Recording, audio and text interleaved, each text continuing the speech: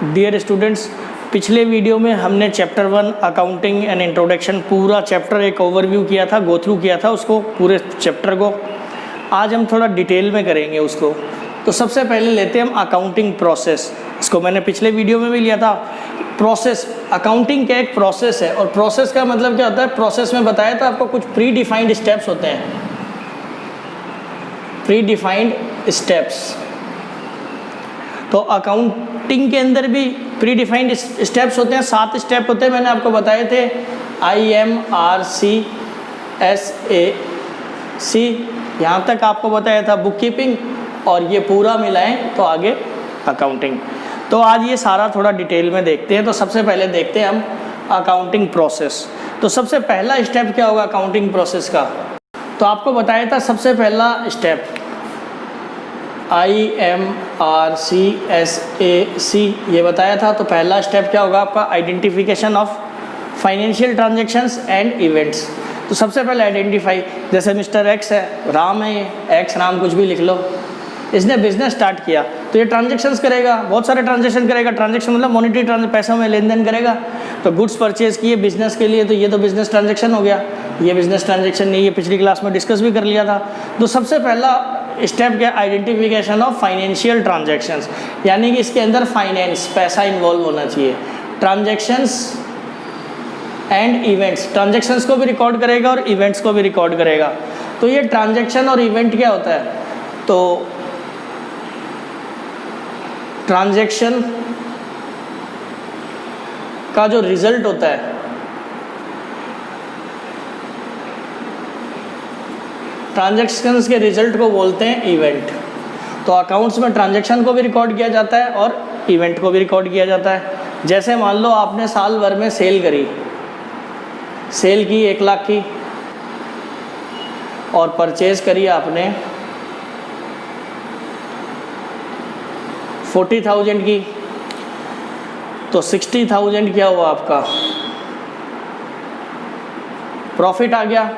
तो हम इसको भी रिकॉर्ड करेंगे। ये दोनों क्या कहलाएंगे आपके, ट्रांजैक्शन, और ये प्रॉफिट क्या है आपका, इवेंट, रिजल्ट, ट्रांजैक्शंस का जो फाइनल आउटकम है, रिजल्ट। तो हम बिजनेस में ट्रांजैक्शंस को भी रिकॉर्ड करते हैं और इवेंट्स को भी रिकॉर्ड करते हैं, ठीक है।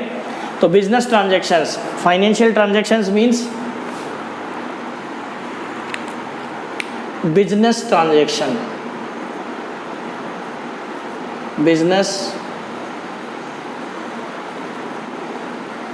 बिजनेस ट्रांजैक्शंस, ठीक है।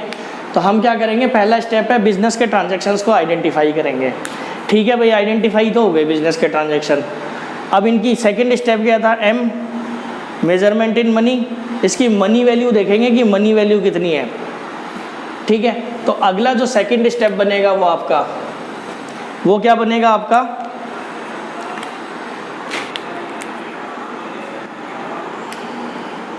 तो अगला स्टेप, तो ये आपका अगला स्टेप क्या बनेगा, द आइडेंटिफाइड ट्रांजैक्शंस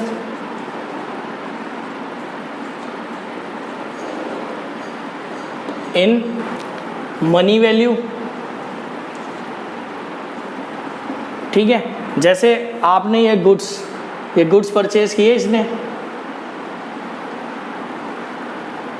गुड्स, तो भाई ये गुड्स जो परचेज किए हैं इसकी मनी वैल्यू क्या है,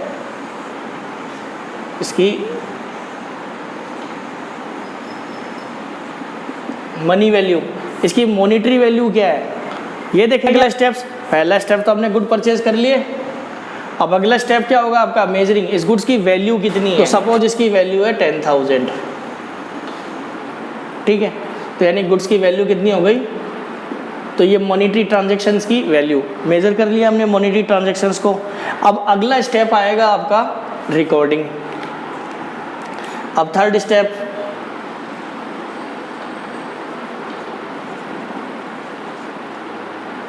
आपका रिकॉर्डिंग।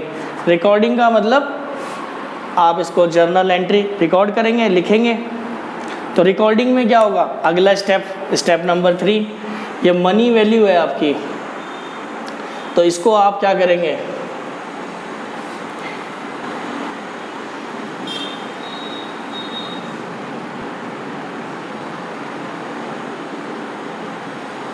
ये आपकी बुक्स होगी, इसमें बुक्स के अंदर रिकॉर्ड करेंगे तो इसको तो यहाँ लिख लेंगे आप, इसको क्या बोलेंगे हम, बताया था आपको, जर्नल।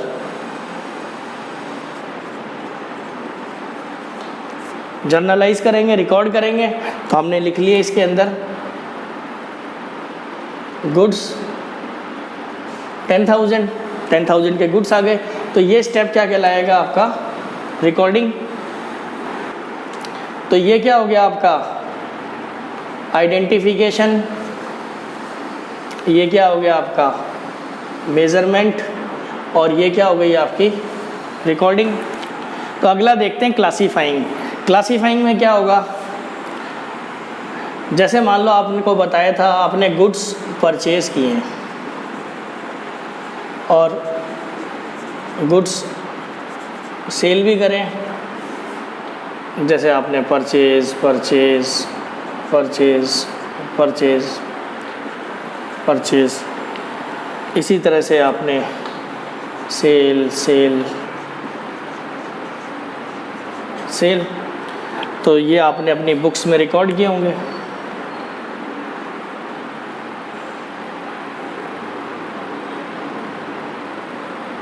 तो इसमें आपने रिकॉर्ड कर रखे होंगे purchase purchase purchase purchase purchase, ऐसे ही आपने sale sale sale sale sale, अलग अलग डेट पे कभी सेल किया होगा, किसी दिन परचेज़ किया होगा, कभी सेल किया होगा, किसी दिन परचेज़ किया होगा। तो आपने इसे रिकॉर्ड कर रखे हैं अपनी बुक्स के अंदर, जर्नल के अंदर, इसके अंदर रिकॉर्ड कर रखे हैं सारे। तो अब इसको ग्रुपिंग करनी पड़ेगी। तो क्या करेंगे, इसमें से सारी सेल निकाल करके, जैसे सेल सेल सेल, ये सारी की सारी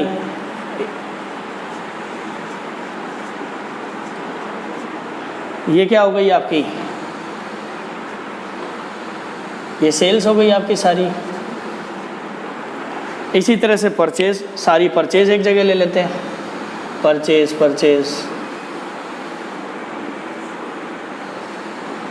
परचेज परचेज परचेज परचेज, तो ये सारी क्या हो गई आपकी परचेज, ग्रुप्ड हो गई, एक जगह इकट्ठी हो गई आपकी सारी सेल एक जगह, सारी परचेज एक जगह। तो इसी को क्या बोलते हैं हम, ये जो ग्रुपिंग की है, इस ग्रुपिंग को ही क्या बोलते हैं हम, क्लासिफिकेशन। ये जो ग्रुपिंग की है, और इसी को हम बोलते हैं लेजर।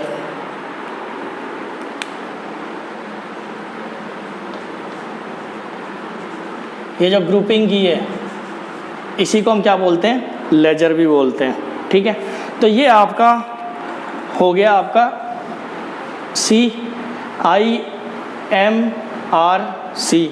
यानी यहाँ पे आपका बुक कीपिंग कंप्लीट हो जाता है। अब देखते हैं इससे आगे। तो हमने ये तो कर लिया IMRC। अब देखते हैं summarizing, analysis and interpretation and communication to users. तो अब अगला प्रोसेस का अगला स्टेप क्या आता है आपका, समराइजिंग,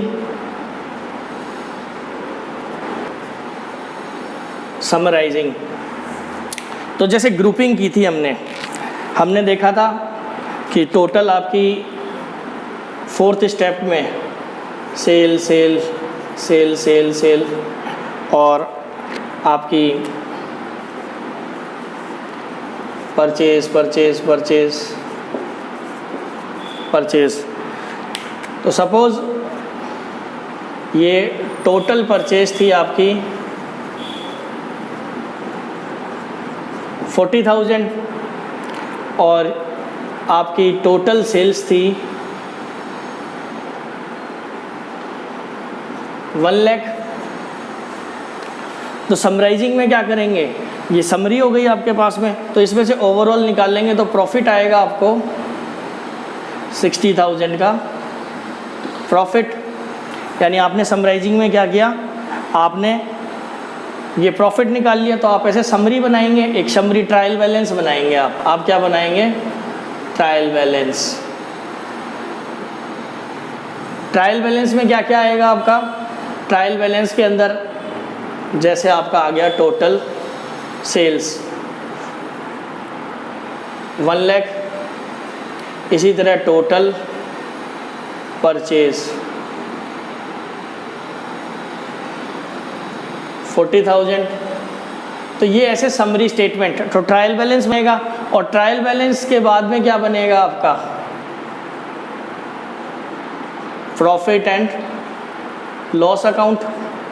तो इसमें प्रॉफिट और लॉस निकालेंगे, तो इसमें आपका प्रॉफिट आ जाएगा आपका 1 लाख माइनस 40,000, तो 60,000। ये क्या आ गया आपका profit.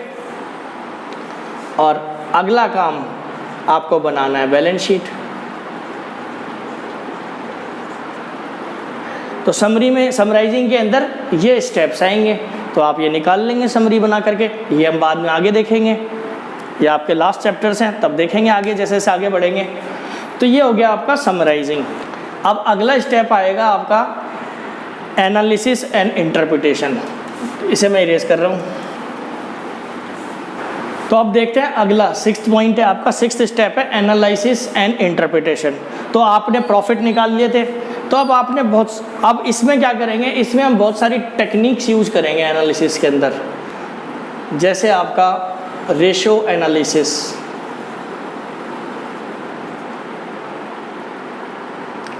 Common size and comparative financial statements, trend analysis,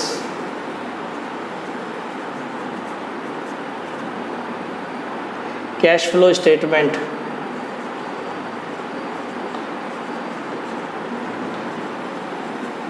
तो ये क्या है, आपने जो अकाउंट्स बनाए अब उसकी समरी भी बना लिया आपने, अब बैलेंस शीट सब बन गई। तो इसके बाद क्या होगा, अब मैनेजमेंट को day to day decision making, अपनी फ्यूचर प्लानिंग के लिए कुछ एनालिसिस करनी पड़ेगी इसके ऊपर। तो इसके लिए कुछ टूल्स होते हैं, ये आपको कुछ टूल्स एंड टेक्निक्स,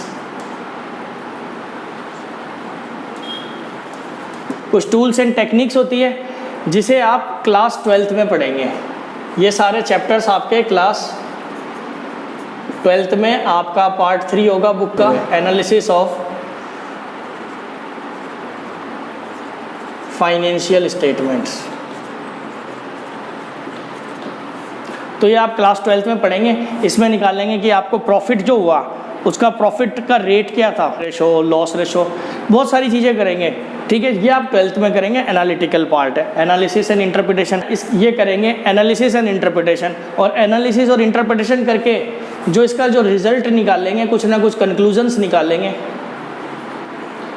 रिजल्ट निकालेंगे, कुछ फाइनल कंक्लूजन्स निकालेंगे, कंक्लूजन निकाल लेंगे। अब इसके बाद क्या करेंगे, इन कंक्लूजन्स और रिजल्ट्स को क्या करना है, आगे कम्युनिकेट करना है। तो आपका लास्ट स्टेप बनेगा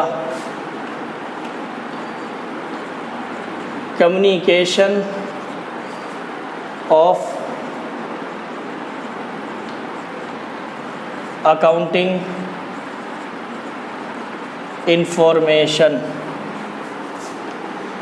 टू यूजर्स। और आपको यूजर्स बताए थे एक्सटर्नल और इंटरनल। अब ये क्या करेगा, जो रिजल्ट और कंक्लूजन्स निकालने हैं इसको कम्युनिकेट करेगा आगे यूजर्स को। तो ये इसका लास्ट स्टेप है, एक्सटर्नल यूजर्स और इंटरनल। ये क्या कम्युनिकेट करेगा, अकाउंटिंग इंफॉर्मेशन। और इंफॉर्मेशन क्या है, प्रॉफिट हुआ या लॉस हुआ, ये बताएगा इनको, इंटरनल और एक्सटर्नल यूजर्स को।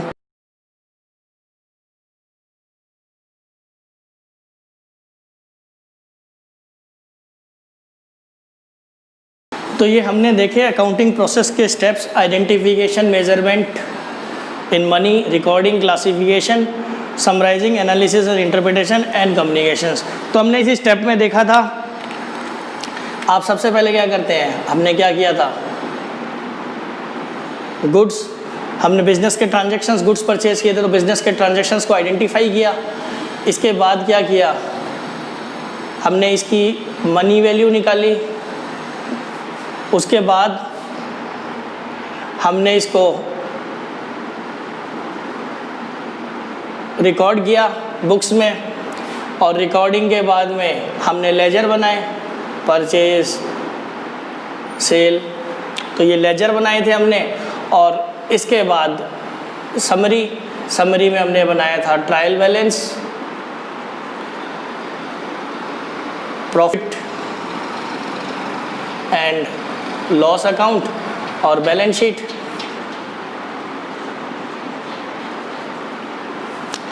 और इसके बाद एनालिसिस में हमने क्या किया था, रिजल्ट्स फाइंड आउट किए थे और वो कम्युनिकेट किए थे। तो ये हमारा पूरा अकाउंटिंग प्रोसेस हुआ। तो अब देखते हैं, और इसी को हम पूरे को क्या बोलेंगे, इस पूरे को हम क्या कहेंगे, ये पूरा आपका क्या है,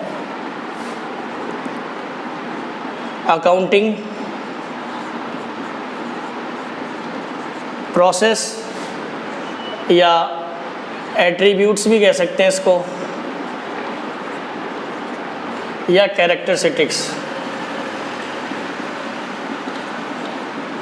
ऑफ अकाउंटिंग। तो इसको हम अकाउंटिंग प्रोसेस, इस पूरे प्रोसेस को क्या कहेंगे, अकाउंटिंग प्रोसेस या एट्रीब्यूट्स ऑफ अकाउंटिंग या कैरेक्टरिस्टिक्स ऑफ अकाउंटिंग। अब देखते हैं, इसी से अकाउंट्स की डेफिनेशन निकलेगी आपकी।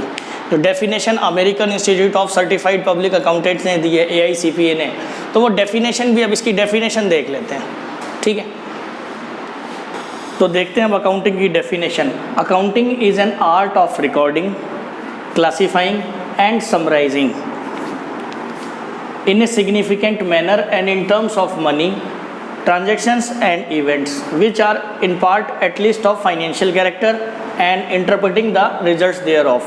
तो ये डेफिनेशन दी है आपको American institute of certified public accountants, AICPA। तो ये सबसे बेस्ट डेफिनेशन है जो सभी जगह रिकॉग्नाइज की जाती है।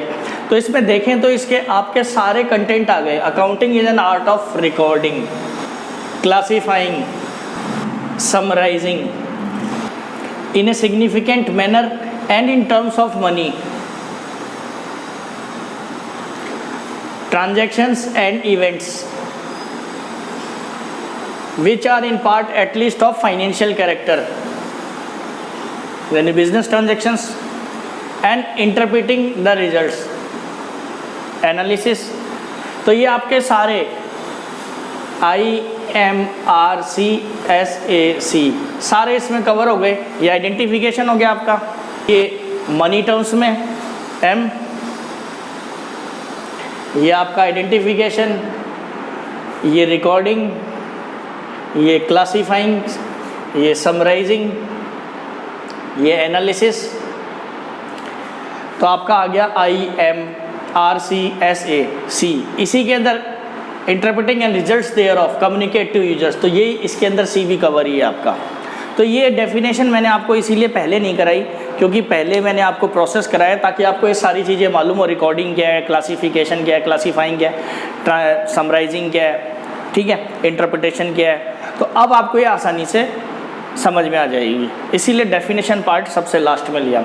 Accounting is an art of recording, classifying, summarising in a significant manner and in terms of money, transactions and events, transaction और इवेंट दोनों को रिकॉर्ड करते हैं, which are in part at least of financial character and interpreting the results thereof. तो ये American institute of certified public accountants, जैसे India में CA institute है ICAI, और इंडिया में होता है चार्टर्ड अकाउंटेंट। तो ऐसे अमेरिका में, US में क्या होता है आपका सर्टिफाइड पब्लिक, CA को वहाँ पे क्या बोलते हैं, CPA, सर्टिफाइड पब्लिक अकाउंटेंट, ठीक है। तो ये अमेरिकन इंस्टीट्यूट है, जैसे इंडिया में CA इंस्टीट्यूट है, सबसे बड़ी अकाउंटिंग बॉडी इंडिया की CA इंस्टीट्यूट है, ऐसे अमेरिका में the American institute of certified public accountants है, ठीक है। अब देखते हैं difference between book keeping and accounting. तो मैंने आपको बताया था बुक कीपिंग में क्या आता है आपका IMRC, यहाँ तक की स्टेज क्या होती है आपकी बुक कीपिंग, और इससे आगे ये कंप्लीट स्टेज क्या होती है आपकी अकाउंटिंग। इसको कौन परफॉर्म करता है बुक कीपिंग को, क्लर्क, जूनियर स्टाफ। इसके लिए किसी स्पेशलाइज्ड स्किल की ज़रूरत नहीं होती। एक 12th क्लास का बच्चा भी, कॉमर्स का बच्चा 12th क्लास पास किया वो भी आराम से कर सकता है, ठीक है। और लेकिन अकाउंटिंग करने के लिए स्पेशलाइज्ड स्किल्स की ज़रूरत होती है, इसको कौन परफॉर्म करता है? CA, ICWA, CS, जो सीनियर मैनेजमेंट होगा। इसको जूनियर स्टाफ परफॉर्म करता है, इसको सीनियर स्टाफ। ये किस टाइप का काम होता है? बुक कीपिंग के अंदर रूटीन जॉब होता है। डेली सेल हो रही है, परचेज हो रही है, उसको रिकॉर्ड करना, डेली एक्सपेंसेस हो रहे हैं, तो ये रूटीन नेचर का जॉब होता है। जबकि अकाउंटिंग क्या होता है? एनालिटिकल होता है और डायनेमिक होता है। आपको डिफरेंट टाइप के लॉज, उनमें चेंजेस होते रहते हैं, टैक्सेशन लॉज, उसके बाद में लीगल फॉर्मेलिटीज़, आपको सारी चीज़ों का ध्यान रखना पड़ता है कि क्या क्या चेंजेस, अपडेट रहना पड़ता है। तो ये बड़ा एनालिटिकल और डायनेमिक होता है। इसमें किसी स्पेशलाइज्ड स्किल की ज़रूरत नहीं होती, इसमें स्पेशल स्किल्स की ज़रूरत होनी चाहिए। स्पेशल प्रोफेशनल्स होते हैं इसके अंदर, MBA, CA, CS, ICW, special professional degrees होनी चाहिए आपके पास में, वही लोग इसका काम करते हैं अकाउंटिंग का। इसके बाद ये प्राइमरी स्टेज है, क्योंकि जब तक आपका ये नहीं होगा ये होगा ही नहीं। जब तक IMRC नहीं होगा तब तक आगे समराइजेशन, एनालिसिस और कम्युनिकेशन हो ही नहीं सकता। तो ये प्राइमरी स्टेज है, ये सेकेंडरी, जब ये कंप्लीट होगी तब ये स्टार्ट होगी। तो ये आपका एक डिफरेंस बिटवीन भी हो गया आपका। अब देखते हैं branches of accounting. Financial accounting, इसका ऑब्जेक्ट क्या होता है? बिजनेस के प्रॉफिट या लॉस कैलकुलेट करना। तो इसके बाद डेवलप हुआ कॉस्ट अकाउंटिंग। कॉस्ट अकाउंटिंग की क्यों जरूरत पड़ी? क्योंकि आपको अगर कोई बिजनेस कर रहे हैं, खासतौर पर मैन्युफैक्चरिंग सेक्टर में इसका यूज़ होता है। जैसे होंडा कंपनी है, कार बनाती है, तो इसको क्या चाहिए? कॉस्ट। क्योंकि जब तक इसको कॉस्ट नहीं पता चलेगी तो सेलिंग प्राइस कैसे निकालेगा भाई? अकाउंट्स तो क्या बताता है कि पूरे ईयर में जो कुछ भी सेल परचेज हुई उसका ओवरऑल फाइनल रिजल्ट क्या है, प्रॉफिट हुआ या लॉस हुआ, इतने का हुआ। इंडिविजुअल आइटम्स के बारे में नहीं बताता। तो कॉस्ट अकाउंटिंग की रिक्वायरमेंट क्यों? क्योंकि आपको पता है कि अगर आपको सेलिंग प्राइस निकालनी है तो पहले आपको कॉस्ट मालूम होनी चाहिए, तभी तो आप उसमें प्रॉफिट ऐड करके सेलिंग प्राइस बनाएंगे अपनी। तो इसलिए कॉस्ट अकाउंटिंग डेवलप हुआ, और इसका यूज़ कहाँ होता है? जहाँ भी मैन्युफैक्चरिंग इंडस्ट्री है। ठीक है, इसके बाद देखते हैं मैनेजमेंट अकाउंटिंग। मैनेजमेंट अकाउंटिंग का काम क्या है? ये इन दोनों का मिक्सचर है, फाइनेंशियल अकाउंटिंग और कॉस्ट अकाउंटिंग का मिक्सचर बन के मैनेजमेंट अकाउंटिंग बना है। इसमें फाइनेंशियल इंफॉर्मेशंस भी होती है और कॉस्टिंग से रिलेटेड कॉस्ट का डाटा भी होता है। जैसे मैनेजर को चाहिए कि सेल्स की परफॉर्मेंस देखनी है उसको, तो पिछले 3 महीने की सेल्स देखनी है, तो खाली सेल्स का डाटा निकाल लेगा वो। अगर उसको डेटर्स एनालिसिस करना है, पिछले 6 महीने के डेटर्स कितना रिकवर हुआ है, डेटर से अमाउंट कितना रिकवर हुआ है, तो खाली डेटर्स का अमाउंट आ जाएगा।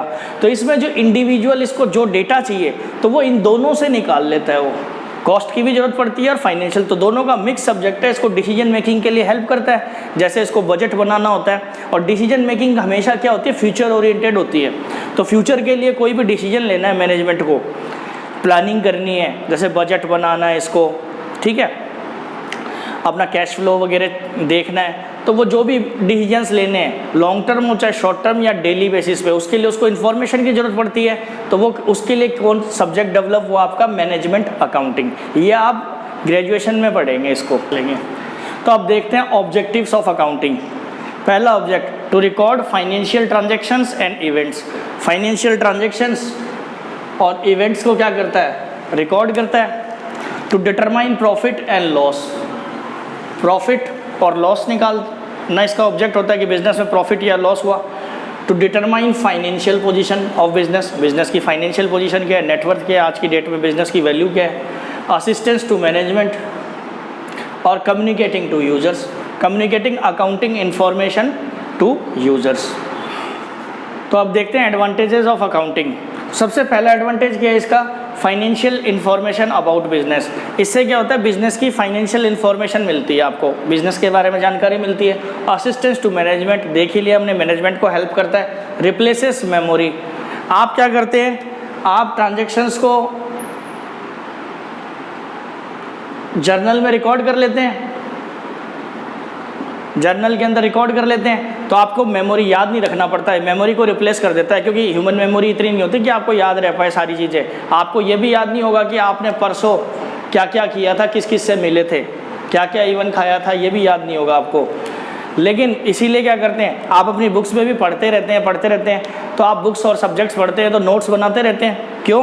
क्योंकि बाद में आप भूल जाओगे तो उसको आपकी मेमोरी उतना रख नहीं सकती। आपकी मेमोरी में वही रहता है, आपकी रैम होती है, ठीक है। और ये क्या है? आपकी रोम। आपने कंप्यूटर में पढ़ा है ना जैसे कंप्यूटर में रैम होती है, रैम क्या होती है? करंट मेमोरी होती है। तो आप अभी जो पढ़ रहे हो आपको आज आज का याद रहेगा, पीछे का भूल जाओगे, कल पढ़ोगे परसों पढ़ोगे तो आज का भूल जाओगे।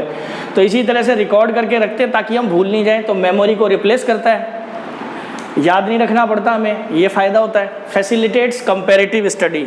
अब ये कंपैरेटिव स्टडी करने में हेल्प करता है। कंपैरेटिव स्टडी दो तरह से होती है, एक होती है इंटर फर्म कंपैरिजन और एक होती है इंट्रा फर्म कंपैरिजन।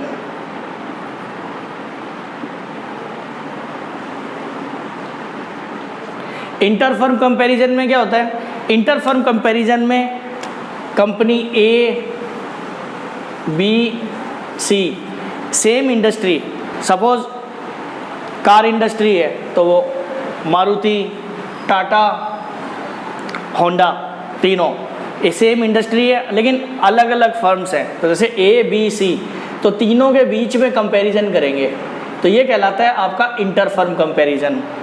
और इंट्रा फर्म कंपैरिजन में क्या होता है? फर्म का इंटरनल कंपैरिजन होता है। जैसे कंपनी XYZ है तो ये अपना ईयर 1, ईयर 2, ईयर 3, ईयर 4 में कंपैरिजन करती है कि ईयर 1 में क्या पोजीशन रही, ईयर 2 में क्या रही, इसकी कंपैरेटिव स्टडी करती है। तो जब with in the company study होती है तो उसको बोलते हैं इंट्रा फर्म कंपैरिजन, और जब दूसरी कंपनियों के साथ में कंपैरिजन होता है तो उसको बोलते हैं इंटर फर्म कंपैरिजन। तो उसमें हेल्प करता है जब आपके अकाउंट्स होंगे और अकाउंट्स कुछ प्रिंसिपल्स के ऊपर बेस्ड होंगे और सारी पूरी इंडस्ट्री में सभी कंपनियां सेम प्रिंसिपल्स को फॉलो कर रही होंगी तभी उनके अकाउंट कंपेरेबल हो पाएंगे। तो ये अकाउंटिंग का फ़ायदा होता है। Facilitates loan. आपको पता ही है अगर आप लोन वोन लेने जाएंगे बैंक में तो वो आपके अकाउंट्स मांगेंगे, आपके ITR मांगेंगे, इनकम टैक्स रिटर्न लेके आओ, अपने बैलेंस शीट लेकर के आओ, प्रॉफिट एंड लॉस लेके आओ और आपकी फाइनेंशियल परफॉर्मेंस के बेसिस पर ही आपको क्रेडिट सैंक्शन होगा। इसके बाद एविडेंस इन कोर्ट। तो कोर्ट में अकाउंट्स क्या होंगे? आपके एविडेंस का काम करते हैं। अगर कोई डिस्प्यूट होता है तो कोर्ट में आप अपने अकाउंट्स दिखा सकते हैं कि ये ऑडिटेड अकाउंट्स हैं, तो वहाँ पे वो एविडेंस का काम करते हैं। ठीक है, अब देखते हैं लिमिटेशंस ऑफ अकाउंटिंग। तो इसका पहला लिमिटेशन क्या है? Accounting is not fully exact estimates. तो ये कहता है अकाउंटिंग एग्जैक्ट नहीं है। जैसे मान लो आपने क्रेडिट सेल की तो बिजनेस में क्रेडिट सेल होती है और पैसा डूबता भी है, लेकिन कितना डूबेगा ये आपको एग्जैक्ट नहीं पता कि आपने क्रेडिट सेल की है, आपने बेचा है सामान उधार पे, तो कितने लोग, आपने 1000 लोगों को बेचा है तो 1000 में से कितने लोग डिफ़ॉल्ट करेंगे ये आपको अभी नहीं पता।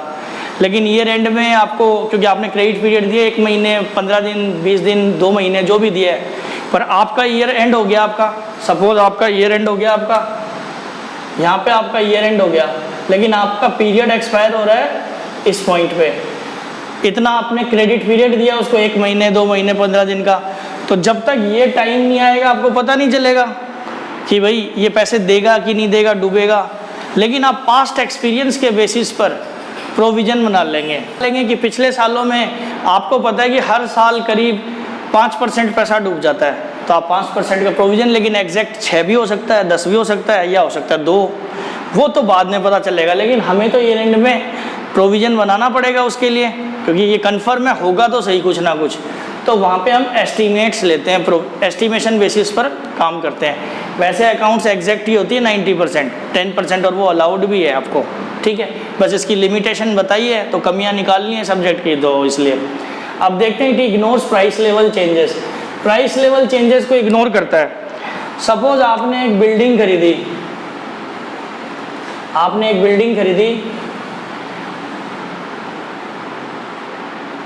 10 लाख की, और तो आपने इसको बुक्स में 10 लाख का रिकॉर्ड कर लिया। अब अगर इसकी वैल्यू 2 साल बाद अगर इसकी मार्केट वैल्यू 20 लाख हो जाए या 50 लाख हो जाए, 2 साल 5 साल बाद, इसको कोई फर्क नहीं पड़ता, ये तो 10 लाख पे ही दिखाएगा। तो ये प्राइस लेवल में चेंजेस को इग्नोर करता है, तो ये इसकी सबसे बड़ी लिमिटेशन है। इट इग्नोर्स क्वालिटेटिव आस्पेक्ट, तो ये इग्नोर करता है, ये वापस हो जाएगा। इट इग्नोर्स क्वालिटेटिव आस्पेक्ट, ये क्वालिटेटिव आस्पेक्ट को रिकॉर्ड नहीं करता, ये तो सिर्फ क्वांटिटेटिव आस्पेक्ट को, यानी उन्हीं ट्रांजैक्शन को जिनको मॉनेटरी टर्म्स में मेजर किया जा सकता है। तो जैसे आपको पता है आपकी गुड लेबर फोर्स या क्वालिटी ऑफ स्टाफ या मैनेजमेंट। किसी भी बिजनेस का ये सबसे मेन असेट होता है मैन पावर। अगर आपका स्टाफ, आपका मैनेजमेंट बढ़िया है तो प्रॉफिट ज़्यादा होंगे, लॉसेस कम होंगे, और अगर कम है, अगर बेकार है तो आपको लॉसेस ज़्यादा होंगे। लेकिन अकाउंट्स इसको रिकॉर्ड नहीं करता। अकाउंट्स में क्वालिटी ऑफ स्टाफ वगैरह कुछ रिकॉर्डिंग नहीं होगी। उसमें तो ये होगा कि हाँ स्टाफ को सैलरी कितनी दी है, स्टाफ का एक्सपेंस कितना है, ये सब रिकॉर्ड होगा। लेकिन क्वालिटी ये इग्नोर करता है, तो ये इट इग्नोर्स क्वालिटेटिव एस्पेक्ट। इसके बाद है विंडो ड्रेसिंग, ये सबसे इम्पोर्टेंट। विंडो ड्रेसिंग मतलब मैनिपुलेशन। बताया था आपको घोटालेबाजी। मैनिपुलेशन में आप मैनिपुलेशन क्यों करते हैं? अकाउंट्स आपके हाथ में, आप जो चाहे लिख दे। अकाउंट तो पेंसिल की तरह, आप इससे जो चाहे ड्राइंग बना लें। आप चाहे तो रैट बनाएं, चाहे कैट बनाएं, चाहे एलिफेंट बनाएं, चाहे डॉग बनाएं, जो मर्जी बना सकते हैं। तो आप अकाउंट में जैसा रिकॉर्ड करेंगे वैसा दिखाएगा। तो ये उसके हाथ में होता है। तो कहता है कि इसमें विंडो ड्रेसिंग होती है अकाउंट्स में, एग्जैक्ट नहीं होती, मैनिपुलेशंस होती है। आपकी कोशिश क्या रहती है, आप शो करते हो शोइंग हायर प्रॉफिट्स। तो आप प्रॉफिट्स को बढ़ा करके दिखाते हैं। कैसे बढ़ाएंगे? आप या तो एक्सपेंसेस को रिकॉर्ड नहीं करेंगे, कम रिकॉर्ड करेंगे, या रेवेन्यू सेल्स वगैरह ज़्यादा रिकॉर्ड करेंगे, परचेज रिकॉर्ड नहीं करेंगे, डेप्रिसिएशन कम चार्ज करेंगे। मतलब कुल मिला के आप एक्सपेंसेस को कम दिखाएंगे। तो इसमें मैनिपुलेशन आप बढ़ा भी सकते हैं, घटा भी सकते हैं। और आपको पता ही है विंडो ड्रेसिंग क्या होती है। ड्रेसिंग मेकअप, यानी कि आप नकली जो नहीं है वो दिखाने की कोशिश करते हैं। तो दूसरों को ठगने के लिए क्या करते हैं, हम लोग अपनी बुक्स में दिखाएंगे हमारी असेट्स, बिजनेस 1 लाख का है लेकिन दिखाएंगे 1 करोड़ की असेट्स है ही नहीं। बोगस एंट्री करके बना के दिखा दिया कि हाँ ये तो है हमारे पास में। तो ये मैनिपुलेशंस पॉसिबल होती हैं। तो ये आपकी लिमिटेशंस हो गई, और यहीं पर आपका ये पूरा चैप्टर ख़त्म होता है। आप एक बार बुक से गो थ्रू कर लेंगे, आपको सारे पॉइंट्स मिल जाएंगे आसानी से। आप एक बार गो थ्रू जरूर कर लेना उससे, ठीक है। अब देखेंगे अगला चैप्टर जो है आपका अकाउंटिंग टर्म्स, वो बहुत ही इंपॉर्टेंट चैप्टर है। आपके अकाउंट्स का पूरा बेस है उसमें वो, क्योंकि उसमें आपको पूरी अकाउंट्स की वोकेबलरी मिलेगी। अगर वो समझ नहीं आएंगी टर्म्स आपको तो आप आगे बढ़ ही नहीं सकते। तो वो वीडियो बहुत ही इंपॉर्टेंट है। तो आप अगला वीडियो ज़रूर देखना, मिस मत करना, ठीक है। Okay bye.